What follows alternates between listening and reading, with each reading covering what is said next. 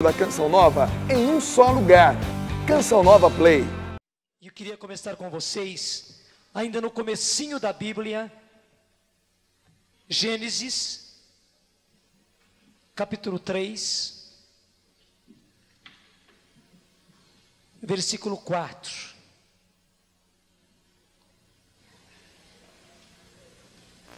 Não, Gênesis capítulo 3, versículo 14. Gênesis capítulo 3, versículo 14. Enquanto você acaba de encontrar, eu quero lhe dizer que graças a Deus, nós estamos totalmente dentro do tema do nosso encontro. Esta é a vontade de Deus, a vossa santificação. Repete comigo.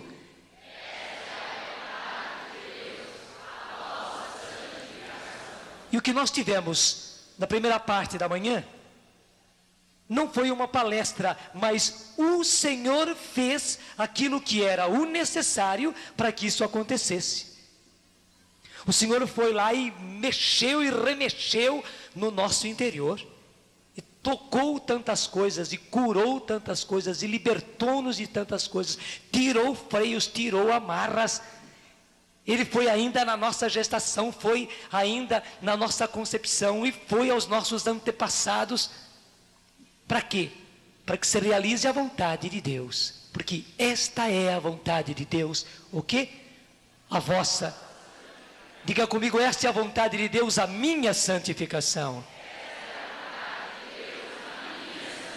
E foi por isso que o Senhor agiu assim.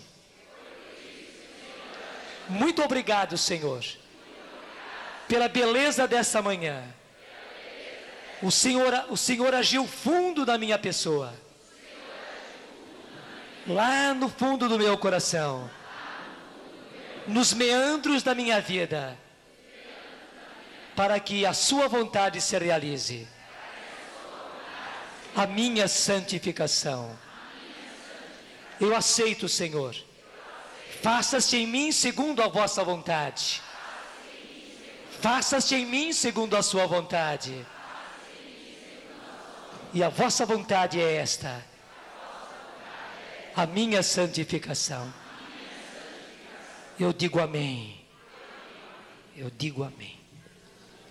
E eu tenho a certeza de que o que vem agora é também um embasamento para que a vontade do Senhor se realize.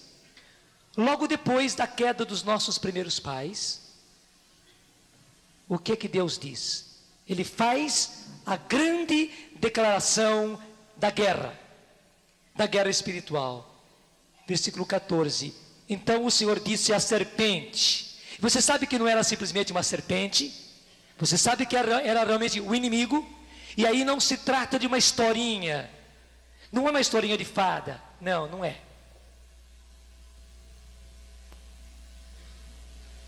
Porque fizeste isto, serás maldito entre todos os animais e feras dos campos.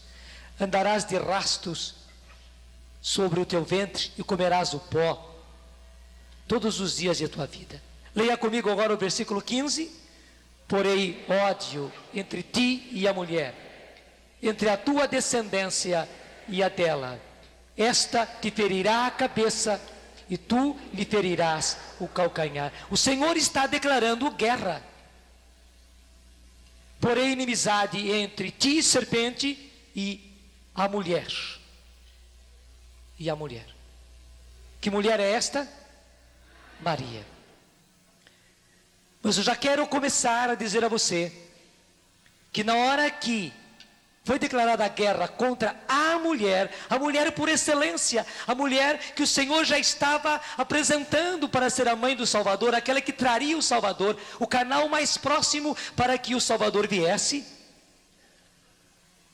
ao mesmo tempo, estava sendo declarada a guerra contra a mulher. Portanto, guerra também contra você, mulher. Já, se Deus quiser, eu explico. Mas é o próprio Senhor declarando: porém ódio entre ti, serpente, e a mulher, entre a tua descendência e a dela. E aí o Senhor diz que a mulher vai ter uma descendência. Qual é a descendência da mulher? Em primeiro lugar, Jesus. não é? Em primeiro lugar, a descendência da mulher é Jesus. E é claro que o inimigo tem um ódio mortal a Jesus. Ele até debocha dele, chamando de simplesmente o Nazareno. O Nazareno. Mas ele é Jesus, o Senhor, o Filho de Deus, feito homem. E é por isso que ele odeia. E ele veio para nos salvar. Ele veio para nos arrancar do engano a que o inimigo levou os nossos primeiros pais, e teve toda esta consequência do mundo. Gente, o mundo que está diante de nós não é o mundo que Deus queria. A humanidade que está diante de nós não é a humanidade que Deus queria, não. Nós estamos nessa situação por causa do mal que entrou no mundo. Porque o inimigo foi sempre assim. Muito vilão, ele dá o tapa e esconde a mão.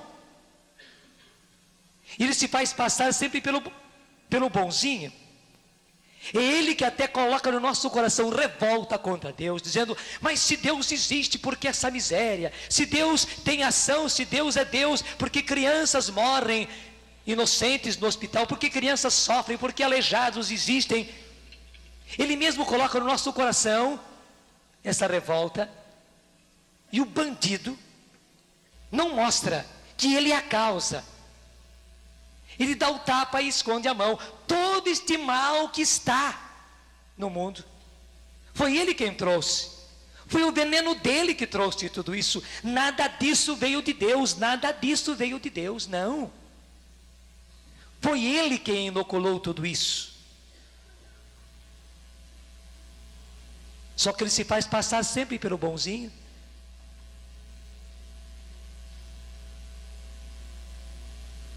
Ele tem ódio de Jesus.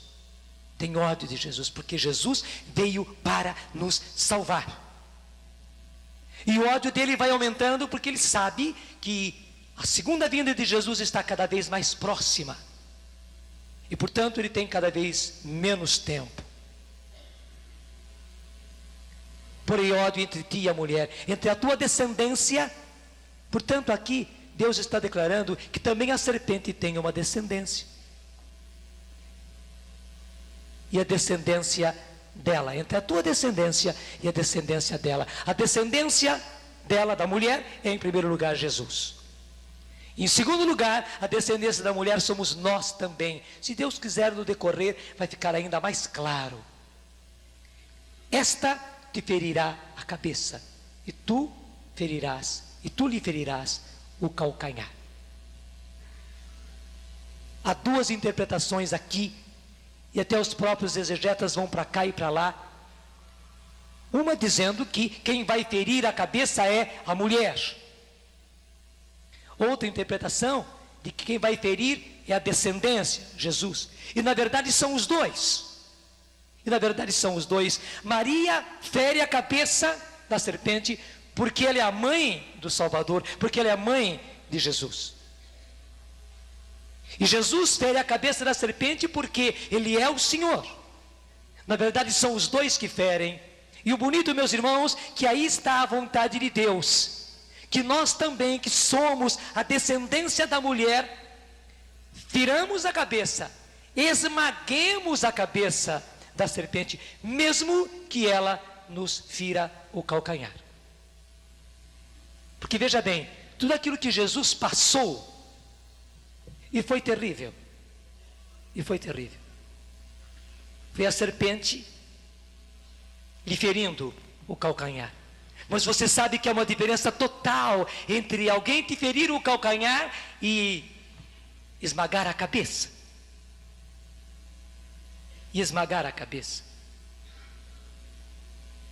Também quanto a nós, quanto à nossa descendência, e de modo especial nesses tempos, que nós estamos vivendo, nós somos uma geração bem-aventurada, que recebemos o derramamento do Espírito Santo. Eu dizia ontem, tão grande como o primeiro que houve em Pentecostes.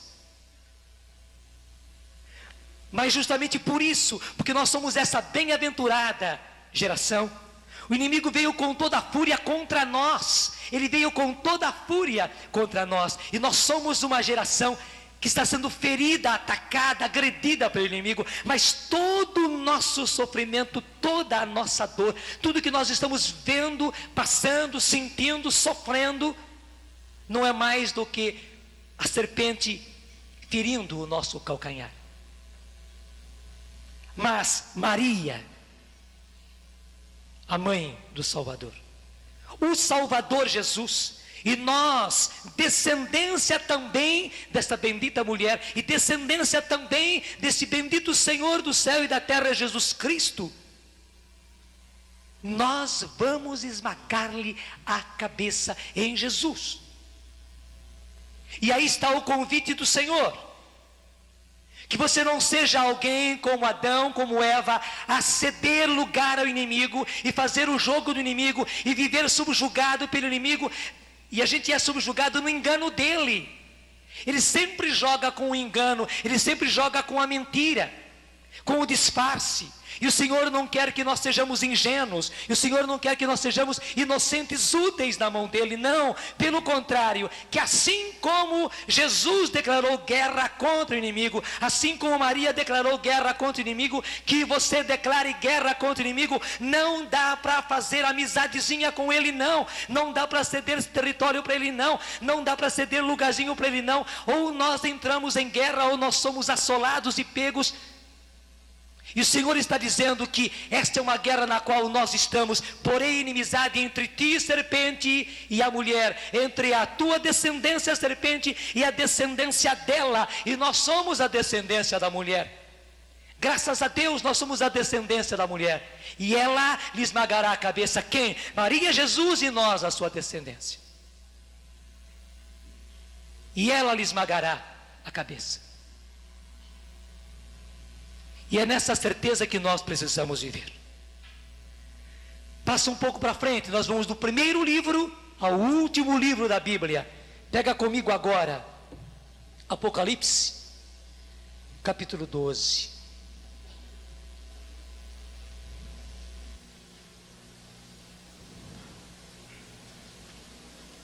Apocalipse, capítulo 12. Apareceu em seguida um grande sinal no céu, uma mulher revestida do sol, a lua debaixo dos seus pés, e na cabeça uma coroa de 12 estrelas. Qual foi o grande sinal? Uma mulher. Uma mulher. Quem é essa mulher? Maria, não resta dúvida. Maria. Versículo 3. Depois apareceu outro sinal. Um grande dragão vermelho com 7 cabeças e 12 chifres, e nas cabeças 7 coroas, varria com sua cauda a terça parte das estrelas do céu, e as atirou à terra. Esse dragão deteve-se diante da mulher que estava para dar à luz, a fim de que quando ela desse à luz, lhe devorasse o filho. Quem é esse dragão? É a mesma serpente primitiva, é a mesma. É apenas outra figura, é apenas outro nome. Nem precisa ficar citando muito a ele aí. Está aqui mais uma vez proclamada a guerra. A guerra. A guerra do dragão contra a mulher. E a guerra do dragão contra a sua descendência. Ela está para dar à luz o seu filho. O seu filho Jesus. E você sabe, assim que Jesus nasceu, o que é que o inimigo fez para acabar com ele? Até aquele recenseamento louco que o imperador romano mandou fazer, já era a artimanha dele, para acabar com Jesus ainda no ventre da sua mãe. E depois, assim que Jesus nasceu, veja a loucura de Herodes, quando vieram os magos, a loucura de Herodes, e acabou matando uma multidão de inocentes, mas graças a Deus, o Cristo do Senhor foi salvo. Mas a intenção dele, a intenção de Herodes, que não era dele simplesmente, a intenção do anticristo, a intenção desse dragão, dessa serpente, era acabar com Jesus logo no seu nascimento.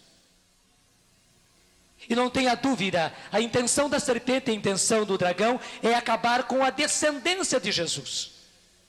Jesus é o Cristo, Jesus é o ungido. Você sabe que a palavra ungido e Cristo é a mesma, só que Cristo vem do grego, Christos, e ungido vem do latim, mas é a mesma palavra, que também no hebraico é Messias, que é a palavra Messias que nós temos. É a mesma palavra em hebraico, Messias, em grego Cristo, em latim e portanto na nossa língua ungido, mas é a mesma palavra. Ele é o anticristo, ele é o anti-messias, ele é o anti-ungido. Onde está Jesus, ele está contra. Onde está alguém de Jesus, onde está alguém ungido, onde está alguém ungido, ele está aí para destruir.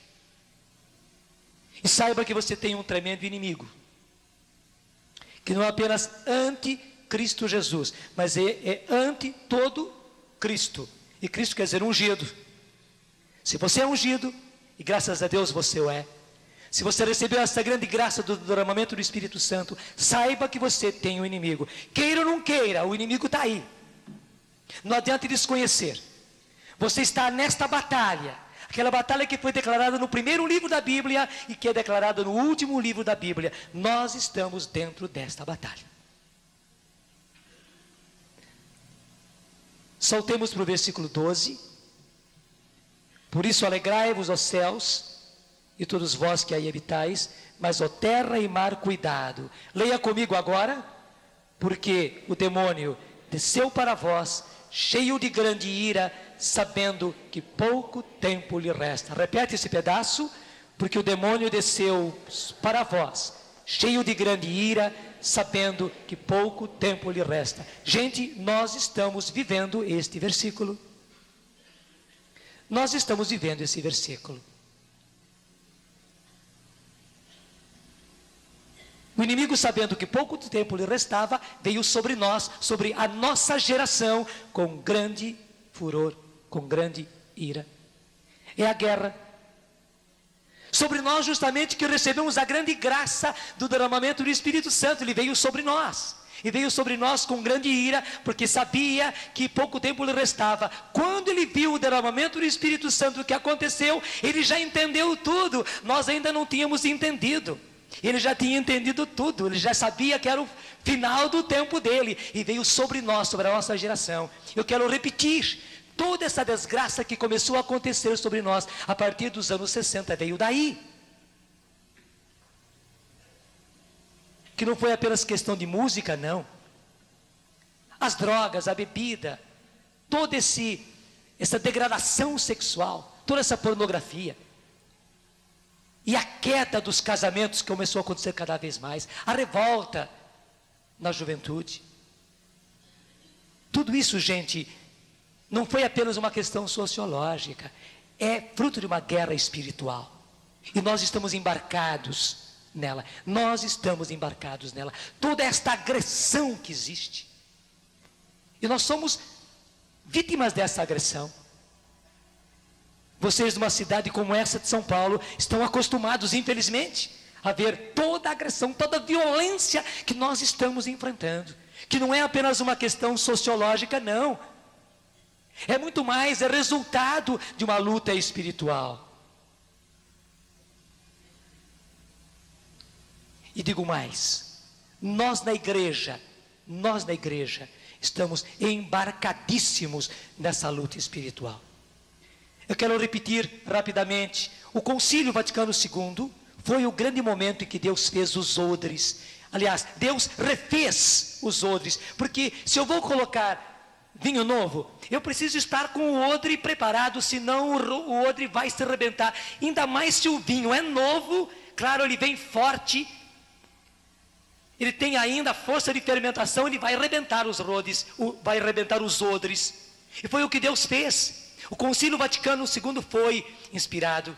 E ele foi justamente a ação de Deus refazendo o odre da igreja para receber o vinho novo. Não era o concílio só pelo concílio, era o concílio para receber a grande graça. E a grande graça era o vinho novo do derramamento do Espírito Santo. Como eu disse ontem, eu repito, inspiradamente, João 23, quando decretou o concílio, ele mesmo fez a oração, pedindo ao Senhor que derramasse o seu Espírito como num novo Pentecostes. Ele estava inspirado, é claro que estava inspirado pelo Espírito Santo. Ele pediu o que Deus queria dar e que se realizassem nos nossos tempos os sinais, os prodígios, os milagres que se realizaram no início da pregação do Evangelho. E Deus respondeu ao pé da letra. Logo depois de terminado o concílio, em 1967, começava o derramamento do Espírito na igreja católica.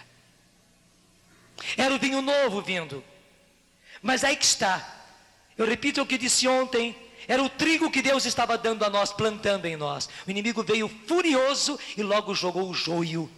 E o joio caiu na igreja. E o joio caiu na igreja.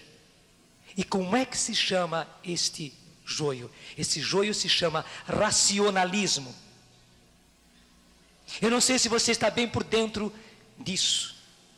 Mas entrou na igreja, através de muito estudo, de muito intelectualismo. Claro que as pessoas da igreja, os seminaristas, os padres, os religiosos, as religiosas, precisavam estudar e devem estudar.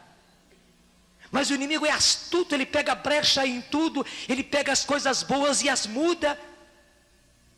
Ele foi trazendo o racionalismo dentro da igreja, de maneira que tudo só é aceito através do crivo da razão.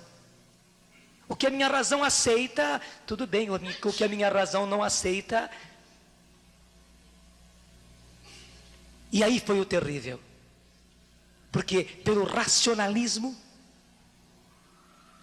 a fé foi desaparecendo. Porque a fé não concorda com a razão. Isto é, a minha razão não é capaz de compreender a fé. Depois eu vou dar razão a Deus, mas no primeiro momento a nossa razão não entende as coisas da fé. Não entende as coisas da fé. A fé tem que ser acolhida, as coisas da fé tem que ser acolhidas pelo coração e não pela cabeça. Porque infelizmente a nossa inteligência não é capaz de entender as coisas de Deus. Não é capaz. E o inimigo furtivamente foi retirar da igreja a coisa mais preciosa que ela tem, que é a fé. E foi aí que nós tivemos o triste espetáculo de muitos eclesiásticos, isto é, de muitos padres, de muitos professores, de muitos religiosos, de muitas religiosas, que foram se tornando pouco a pouco, homens sem fé, mulheres sem fé. Embora tivessem assim conceitos de fé, verdades de fé, embora tivessem conceitos assim, na verdade, na prática, acabaram sendo homens e mulheres sem fé, não acreditando mais no sobrenatural. E é uma coisa terrível, gente, muita gente na igreja não acreditando no sobrenatural. Muita gente não acreditando nos milagres, nem mesmo nos milagres da Bíblia.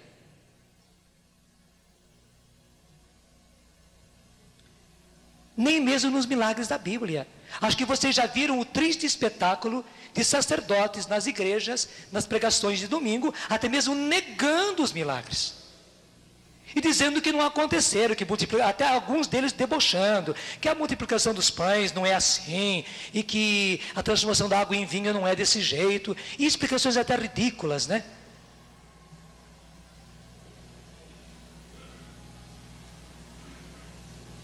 Negando os milagres. Isso se chama racionalismo, isso se chama deixar de lado o sobrenatural. Isso se diz justamente não viver da fé. Em vez de pregar a fé, se prega a antifé. Em vez de alimentar o povo com a fé, se prega a antifé. Depois o que acontece é que nem o próprio sacerdote tem mais gosto de pregar sobre a palavra. Então o que acontece é isso: se lê mal e mal o evangelho, as leituras na missa, se lê. E agora, política em cima.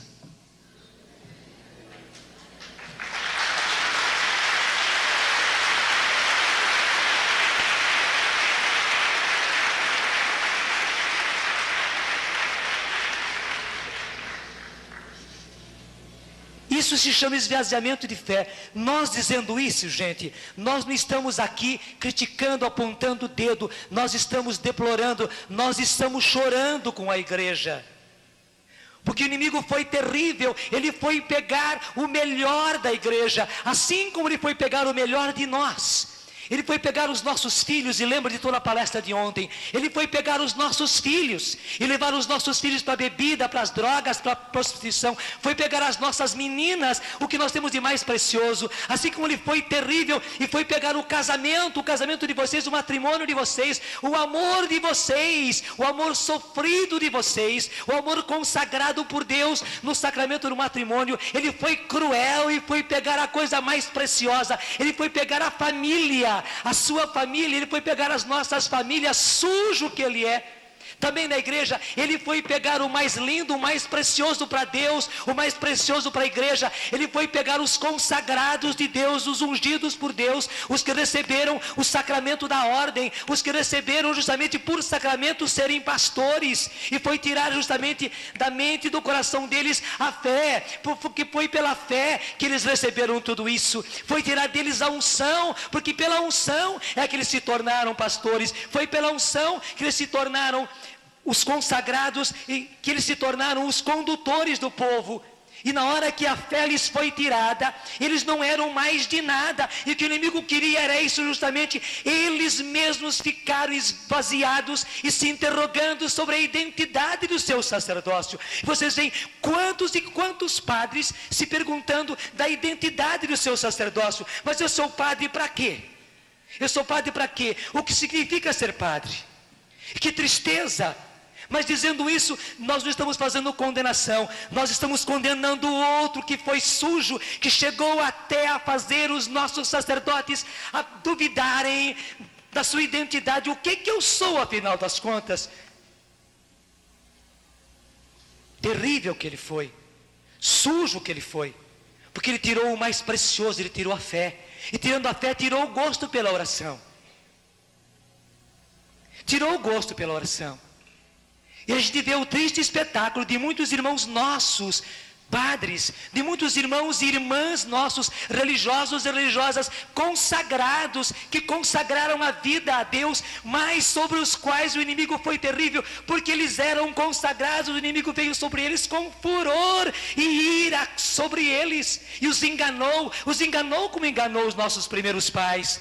Ele foi sobre esta bendita descendência do Senhor, porque todo consagrado é um bendito, é uma bendita descendência do Senhor. Ele foi como anticristo, como serpente, como dragão, sobre os consagrados do Senhor. E quanta gente sem gosto pela oração, e que não reza mesmo, e que não tem gosto pela palavra, e não se preocupa com a palavra mesmo. E alguns até dizem que isso aí não muda nada, não satisfaz nada, não faz nada, não muda estrutura nenhuma. Isso aqui é... Quanta gente fazendo isto. Isto é terrível. E por causa disso, nós participamos, nós até vamos dizer, somos obrigados a assistir missas geladeira.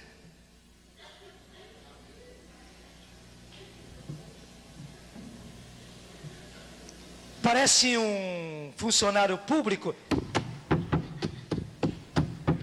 carimba, assina, tal, faz, dá umas...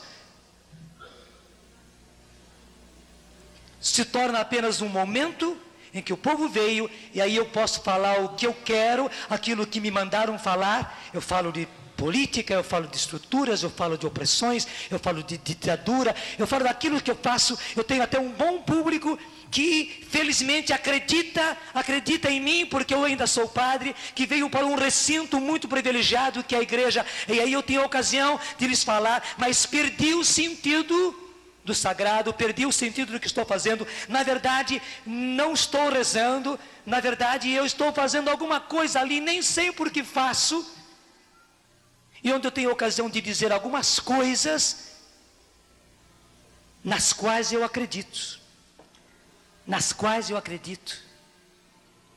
e sobre as quais eu invisto a minha vida, e julgo que elas é que vão mudar, que elas é que vão transformar. Que tristeza! Dizendo isso, eu repito, nós não estamos condenando, nós estamos chorando em cima, porque o inimigo foi tão sujo que foi pegar justamente os consagrados de Deus, os escolhidos de Deus, que deram a vida por Deus. e sobre os quais a igreja investiu. Investiu com tudo, investiu com confiança, investiu com dinheiro. E não somente a igreja, as autoridades, não, o povo investiu. O povo investiu nos seminários, o povo investiu nos estudos deles, o povo investiu na manutenção deles. O povo de Deus fez com que eles pudessem até fazer estudos fora, em Roma, na Europa, para serem pastores, para serem homens de Deus, para serem mulheres de Deus. E infelizmente o inimigo sujo foi lá e trocou tudo e mudou tudo. E hoje nós temos que chorar em cima dos nossos consagrados, que infelizmente foram vítimas do tentador. E com isso a igreja está perdendo. Está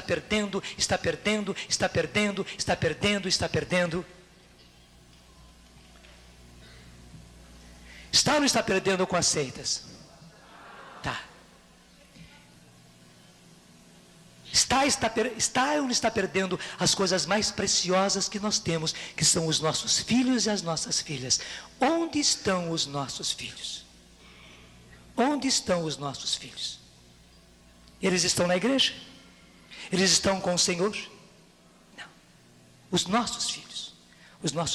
Isso é igreja, não é igreja? Claro que é igreja, e é o mais precioso da igreja. Os nossos filhos estão nos barzinhos, os nossos filhos estão nas praças, os nossos filhos estão por aí. Os nossos filhos, coitados, às vezes estão até mesmo nas drogas, na bebida, na prostituição. E eles são igreja, e eles são os benditos frutos dos nossos ventres. E a igreja os está perdendo. E quando a igreja está perdendo casamentos, matrimônios e matrimônios se desfazendo, o que é que a igreja está perdendo? Está perdendo os seus filhos, está perdendo o seu sagrado. E quando a igreja perde padres, já perdeu os muitos, e eu quase acho que não existe paróquia que não tenha perdido pelo menos um padre, que saiu, que deixou o ministério, que se casou, e alguns escandalosamente, alguns deixando muita dor, muito sofrimento. Nós não os estamos condenando, estamos condenando aquele que foi o causador de tudo isso, e trouxe toda essa chaga, essa dor para a igreja. Isto é perda, e é perda muito concreta para a igreja.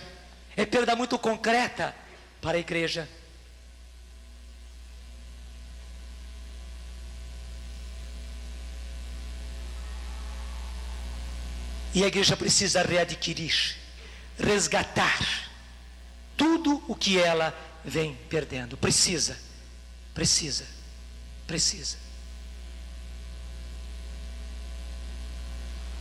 E graças a Deus, o Senhor está com a igreja. O Senhor está na igreja. E o Senhor, justamente para esta igreja, deu a coisa mais preciosa que Ele tem, que é o seu Espírito. O investimento que o Senhor fez para o resgate foi justamente o seu Espírito. O Senhor, que no primeiro momento deu como resgate o sangue do seu Filho, agora o Senhor está dando como resgate para a igreja o seu Espírito, para que pelo seu Espírito a igreja possa resgatar o que é dela, porque é de Deus. E não é resgatar o que é dela porque é dela, mas é resgatar o que é dela porque é de Deus. Resgatar os filhos e as filhas, os nossos filhos, resgatar os nossos fiéis, resgatar os que estão se perdendo, resgatar os matrimônios. Sim, resgatar porque é da igreja e porque é de Deus. Resgatar os seus filhos sacerdotes, resgatar os religiosos e as religiosas, porque são de Deus, porque são de Deus, porque são de Deus, porque são de Deus. Resgatar os nossos seminaristas e os nossos seminários, porque gente muitas vezes dá dó verem a formação que os nossos seminaristas estão recebendo. Eles aprendem no dia a dia, em vez de aprender as coisas da fé, em vez de aprenderem a ter amor por Jesus, em vez de ter amor pela igreja, em vez de ter amor ao sobrenatural pelo qual eles precisam dar a vida, eles aprendem justamente a esvaziar-se do sobrenatural, esvaziar-se da fé, esvaziar-se da palavra, esvaziar-se da oração. Eles que deveriam aprender a conhecer o Senhor pela palavra, desaprendem a palavra, aprendem pelo contrário a desprezar a palavra. Eles que tinham que encontrar o Senhor no estudo e na oração, aprendem a não rezar, a não querer rezar. E muitos dos nossos que foram para o seminário, ou vivem perseguidos, ou desanimaram, não aguentaram. Quem está perdendo é a igreja. É a igreja. E está perdendo por quê? Porque o sujo do inimigo veio sobre o que a igreja tinha de mais precioso. Eu quero repetir, nisso tudo não há nenhuma condenação, nisso tudo há uma tremenda dor, e nisso tudo há uma denúncia mostrando quem é o culpado de tudo isso. Nós estamos mais uma vez tomando consciência da luta espiritual, da guerra que o próprio Senhor decretou e da qual Ele falou no primeiro livro da Bíblia e da qual Ele está falando no último livro da Bíblia. E para você ter mais certeza ainda, pega um pouquinho só na frente, versículo 17 e Apocalipse 12, 17. Este é o dragão do que está falando, né? Acabou de falar do dragão, versículo 17. Este então, leia comigo, se irritou contra a mulher e foi fazer guerra ao resto de sua descendência, aos que guardam os mandamentos de Deus e têm o testemunho de Jesus. Este então se irritou contra a mulher, Maria, e é por isso toda a guerra dele contra Maria nos tempos de hoje. E foi fazer guerra a quem? Ao resto da sua descendência. Quem é esse resto da sua descendência? Somos nós, está na cara. E foi fazer guerra ao resto da sua descendência. A quem? Aos que guardam os mandamentos de Deus. Não é isso que está escrito aí? Repete comigo. Aos que guardam os mandamentos de Deus. E não é verdade que debocham da gente porque a gente guarda os mandamentos de Deus? Os que têm o testemunho de Jesus, não é o que está escrito aí? Os que têm o testemunho de Jesus. E o inimigo, o dragão, foi fazer guerra aos que têm o testemunho de Jesus. E não é verdade justamente que gozam da nossa cara por causa do testemunho de Jesus? Ele veio fazer guerra contra a gente. E é por isso que nós estamos sofrendo tudo isso. E agora a beleza do Senhor. A beleza do Senhor. Gente, é nesse contexto de guerra espiritual que o Senhor suscita a renovação carismática. Eu queria dizer a vocês, não é nos exaltando, pelo contrário, porque é terrível a parte que nos coube. É terrível a parte que nos coube.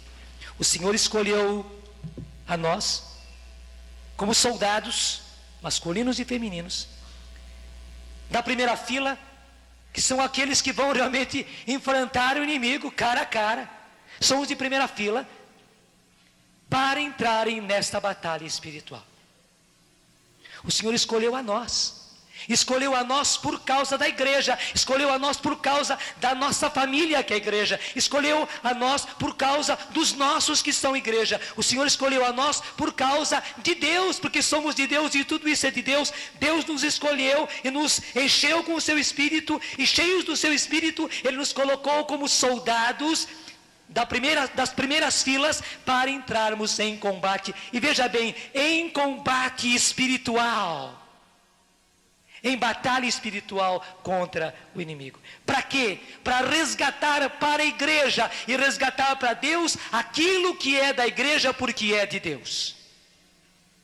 e resgatar o mais precioso que nós temos: os nossos filhos, os nossos casamentos, as nossas famílias, os nossos religiosos, as nossas religiosas, e podemos dizer nossos, porque Deus os constituiu para nós, para o povo de Deus. Ninguém é consagrado por si, a gente é consagrado por causa do povo de Deus. Deus nos consagrou a serviço do povo de Deus. Então são os nossos religiosos e as nossas religiosas, para resgatar os nossos sacerdotes, porque eles são os nossos sacerdotes, porque Deus os fez sacerdotes, Deus os ungiu, Deus colocou neles o sacerdócio de Jesus por causa de nós, e temos que resgatar para nós, temos que resgatar para a igreja, temos que resgatar para Deus o que é de Deus, o que é da igreja, o que é nosso. Nós temos que resgatar para Deus os nossos seminaristas e os nossos seminários, porque temos que pensar no presente e pensar também no nosso futuro. A igreja precisa resgatar, e resgatar de quê? Apenas de probleminhas? Não, resgatar arrancando das mãos do inimigo, arrancando do engano do inimigo, da mentira do inimigo, e devolvê-los na verdade para Deus, na verdade para Deus.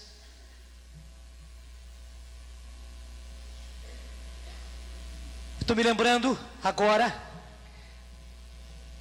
do testamento de Jesus, das últimas palavras de Jesus na última ceia. Evangelho de São João, rapidinho. Nós estamos nos finais, né? Final de Apocalipse, final do Evangelho de São João, na última ceia. Evangelho de São João, capítulo 17.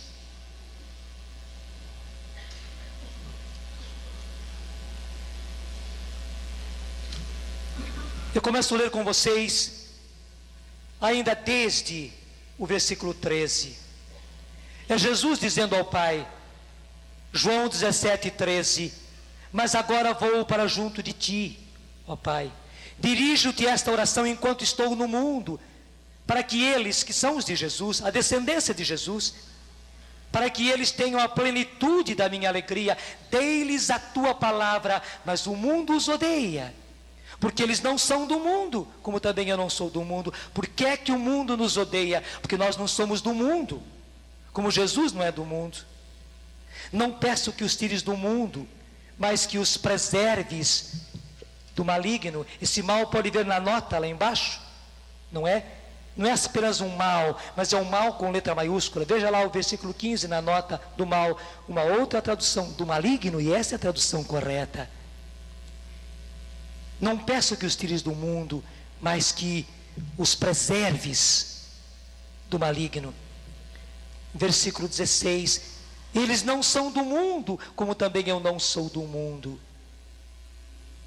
Santifica-os pela verdade, a tua palavra é a verdade. Leia comigo o versículo 17: santifica-os pela verdade, a tua palavra é a verdade. Meus irmãos, é isso, é Jesus pedindo ao Pai: Pai, santifica-os pela verdade. E onde está a verdade? A tua palavra é a verdade, a tua palavra é a verdade. Todo o resto é resto, a tua palavra é a verdade. Pai, santifica-os na verdade, a tua palavra é a verdade. Pai, santifica os teus religiosos, os nossos religiosos e religiosas, santifica-os na verdade, a tua palavra é a verdade.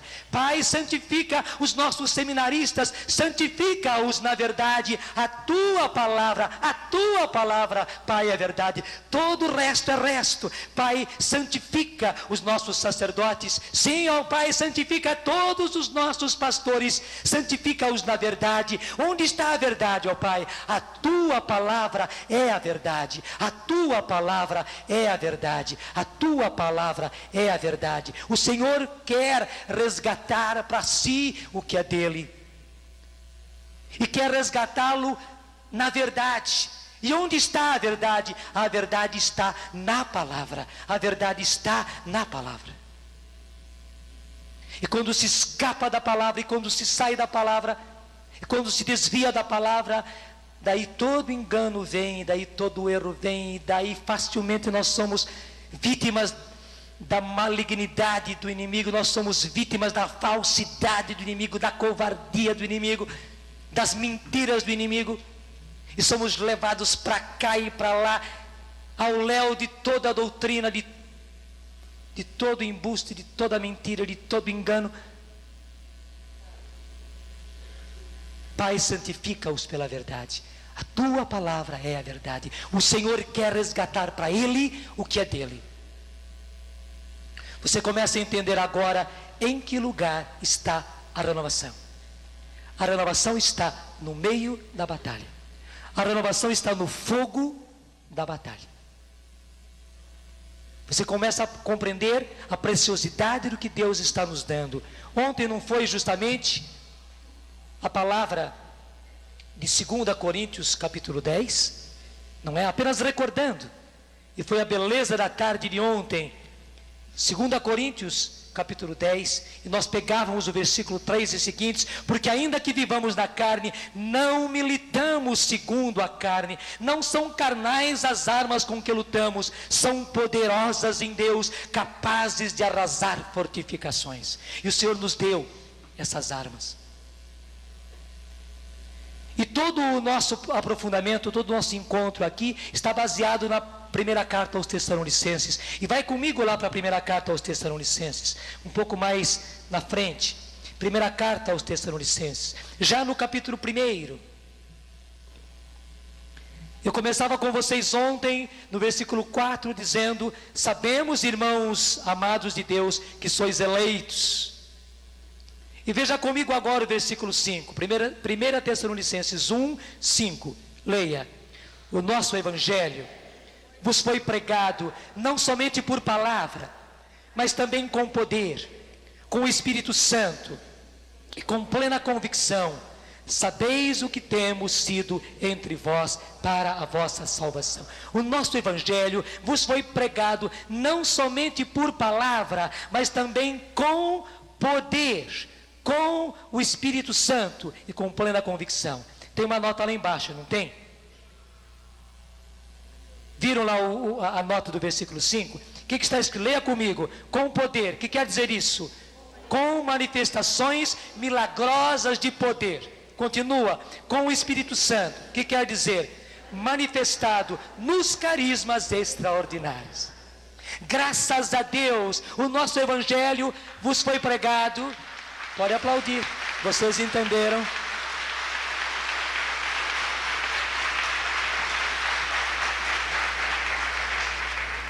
Graças a Deus, o nosso evangelho vos foi pregado, não somente por palavra, mas também com poder. E o que quer dizer com poder? Com manifestações milagrosas de poder, com manifestações milagrosas do poder de Deus, com o Espírito Santo. E o que quer dizer com o Espírito Santo? Com manifestações, manifestado nos carismas extraordinários. Manifestado nos carismas extraordinários e com plena convicção, sabeis o que temos sido entre vós para a nossa salvação. Meus irmãos, essas são as armas espirituais. Essas são as armas espirituais capazes de arrasar fortificações. Veja então, o Senhor quis a nossa renovação no fogo da batalha. E o Senhor nos quis especialmente oração. E o Senhor nos quis especialmente palavra de Deus. Estão aí os dois braços ou as duas pernas da renovação. Palavra e oração. Oração e palavra. Palavra e oração. Oração e palavra. As duas pernas e os dois braços da renovação. O Senhor nos quis assim, e o Senhor nos quis assim, oração no fogo da batalha, porque o Senhor precisa de oração. Então, o grupo de oração que a gente faz semanalmente, gente, não é apenas uma sauninha que a gente tira lá para o nosso prazer, uma sauna espiritual. Porque alguns podiam pensar que é uma sauna espiritual que alivia a gente das tensões, dos problemas, nos dá satisfação, a gente volta para casa aliviado. Entende? É engano. Não é festinha carismática que Deus dá para a gente se alegrar. E lá, lá, lá, lá, lá, lá, lá, lá, lá,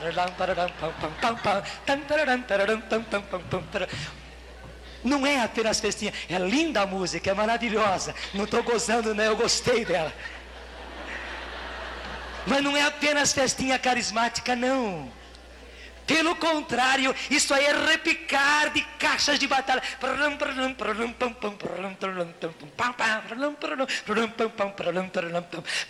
É a batalha, gente. Nós estamos no fogo da batalha. E quando nós vamos para o grupo de oração, e quando nós oramos lá, gente, não são apenas as nossas oraçõezinhas. Não há desprezo em dizer. Mas é preciso nos nossos grupos nós rezarmos com poder, nós rezarmos no Espírito.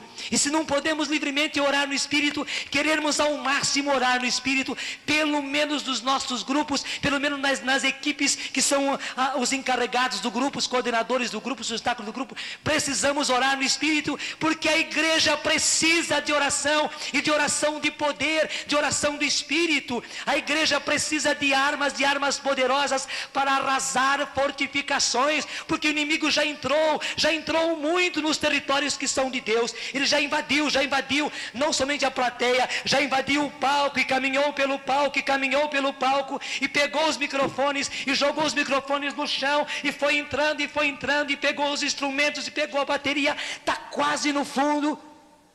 Apenas nos resta uma certeza: as portas do inferno não prevalecerão contra ela, e nós estamos aí para não permitir que as portas do inferno prevaleçam contra ela.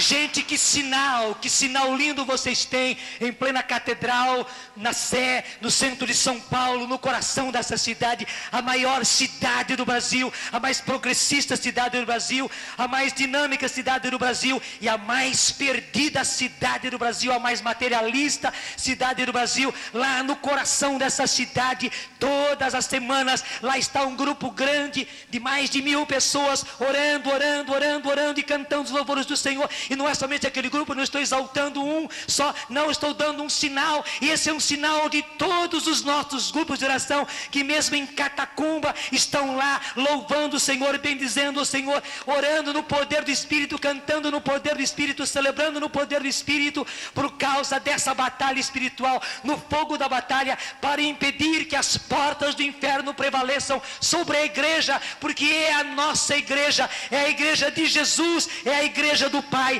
é a igreja de Deus, e ela não pode cair, ela não pode sucumbir debaixo das garras do inimigo. Não.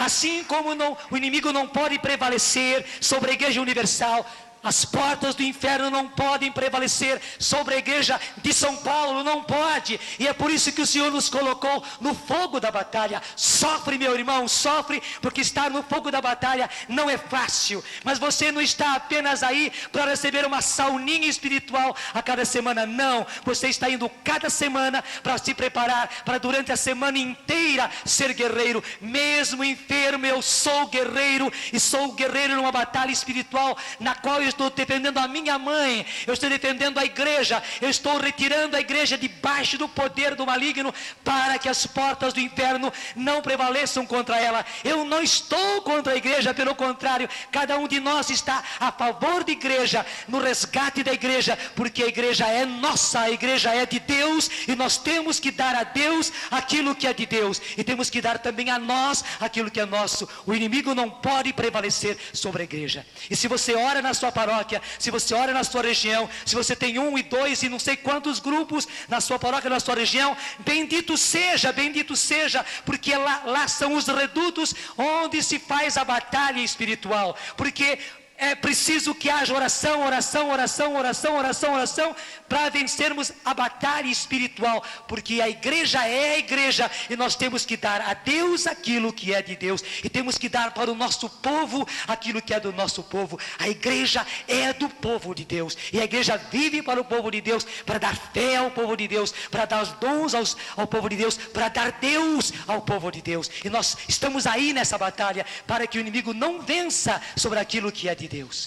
E nós temos que partir como partimos, graças a Deus, para dias de louvor, para tardes de louvor, para noites de louvor, para vigílias, para grandes encontros. Temos que partir para o Morumbi, e não somente para o Morumbi, para estádios e mais estádios, para lá se adorar o Senhor, para lá se louvar o Senhor, para lá se exaltar o Senhor, para lá se orar no poder do Espírito, porque a igreja está precisando justamente de oração, porque nós estamos no fogo da batalha, e a oração que vai salvar a igreja. Tenha certeza, e é lógico, toda essa oração se passa na base da palavra, toda essa oração se passa na proclamação da palavra, e todos que saem de lá, é evidente, saem com uma fome e uma sede da palavra. São as nossas armas, a palavra e a oração, a palavra e a oração. E nós, Renovação Carismática, existimos para dar à igreja aquilo que é da igreja, para dar a Deus aquilo que é de Deus. Pai, santifica-os pela verdade, a tua palavra é a verdade. E Jesus está dizendo agora ao Pai: Pai, santifica-os pela verdade. Santifica esses meus filhos e filhas, que nós mostrávamos ontem, são os estultos, são os frágeis, que eu escolhi. Pai, santifica-os na verdade, a tua palavra é a verdade. E o Senhor não quer pouca coisa, o Senhor não quer pouca coisa. Esta é a vontade de Deus, a vossa santificação. Que nós sejamos santificados pela oração e pela palavra, para trazer santidade à igreja. Que nós sejamos santificados pelo Espírito do Senhor, para trazer salvação à igreja. Sim, para resgatar a igreja de Deus naquilo em que ela foi usurpada pelo inimigo. É por isso que a Renovação Carismática existe. Ela não é um movimentozinho paralelo ou fora da igreja. Não. Pela graça de Deus, ela está no fogo da batalha, para devolver a Deus o que é de Deus, para devolver à igreja aquilo que é da igreja. Pai, eu levanto a tua palavra. Sim, eu levanto a tua palavra, ó Pai. E como Jesus agora eu peço, Pai, eles estão no mundo. E não peço que os tires do mundo, mas que os preserves do maligno, porque a nossa guerra não é contra homens de carne e sangue, mas é contra o próprio maligno e os seus anjos rebeldes. Preserva-os do maligno. Pai, santifica-os na verdade. A tua palavra é a verdade. Pai, enche-os com o Espírito Santo. Pai, planifica-os com o Espírito Santo. Pai, batiza-os no Espírito Santo de Deus, no teu Espírito Santo, para que eles sejam realmente cheios do Espírito e assim possam realizar a tua vontade, ó Pai. Resgatar para ti, resgatar para a igreja aquilo que é teu, aquilo que é da igreja. Sim, ó Pai, esta é a tua vontade. Pai, santifica-nos pela verdade. A tua palavra é a verdade. Irmãos, vamos respondendo em oração e vamos ficando em pé respondendo: sim, Senhor, é isso que nós pedimos e é isso que nós agradecemos, Senhor. Muito obrigado, Senhor, porque nos mostrou com muita clareza a batalha em que nós estamos. Muito obrigado, Senhor, porque mostrou com muita clareza o porquê da nossa existência. O Senhor nos mostrou a nossa identidade, porque é que nós existimos como Renovação Carismática. Eis-nos aqui, ó Pai, faça-se em nós segundo a tua vontade. Sim, a tua vontade, que nós estejamos no fogo da batalha, e nós estaremos, ó Pai, e nós queremos estar, ó Pai, no fogo da batalha. Obrigado por esse privilégio de poder te servir desta forma. Obrigado por poder te servir aí no fogo da batalha, ó Pai. Tudo da Canção Nova em um só lugar. Canção Nova Play.